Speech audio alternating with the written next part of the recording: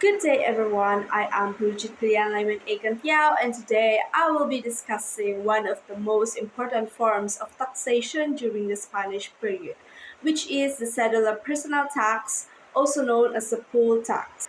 This tax was required from every Filipino adult and served not only as a proof of payment but also as a form of identification. At first, it may seem like a simple tax, but it actually had a big effect on people's lives, limiting their freedom and even inspiring a revolution.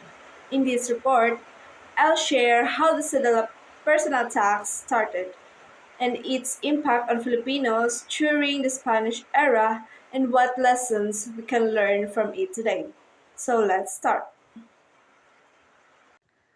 The Cedula Personal Tax was a yearly tax that every Filipino adult had to pay under Spanish rule. Payment was proven through a document called the Cedula Personal. This piece of paper served not only as a tax receipt but also as an identification card. In this presentation, I will explain its history, its impact on Filipinos, and its relevance today. The historical background of Cedula. The cedula was first implemented in 1884. All Filipinos aged 18 and above were required to pay it. The amount varied depending on a person's income or social standing. Without a cedula, a Filipino could not travel, buy land, or take part in legal activities.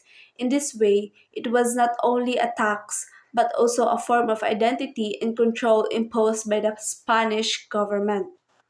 Next is the impact and analysis. In negative effects, the system places a heavy burden on ordinary Filipinos, especially the poor. If you could not afford the fee, you were denied basic rights such as traveling or owning property.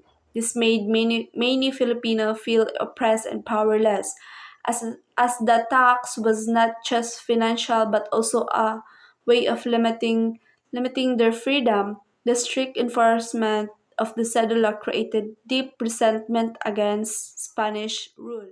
In historical significance, the cedula was more than just a tax. It became a powerful symbol in Philippine history. In 1896, Andres Bonifacio and the Katipunan tore their cedulas as an act of rebellion against Spain. This event marked the start of the Filipino Revolution. Therefore, the cedula shows us how unjust taxation can spark not only anger but also a fight for freedom. Comparing the cedula then and now, we can see major changes. You can see it below the two images I provided. And today, we still have the community tax certificate or cedula, but it is more symbolic and no longer restricts our rights.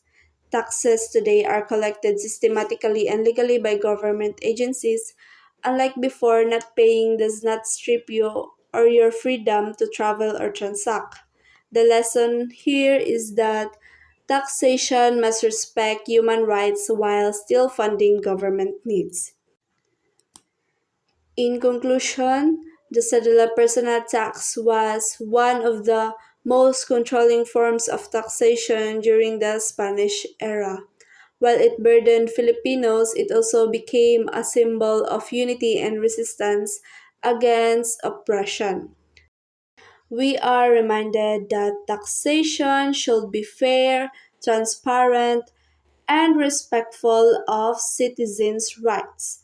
And that's all. Thank you so much.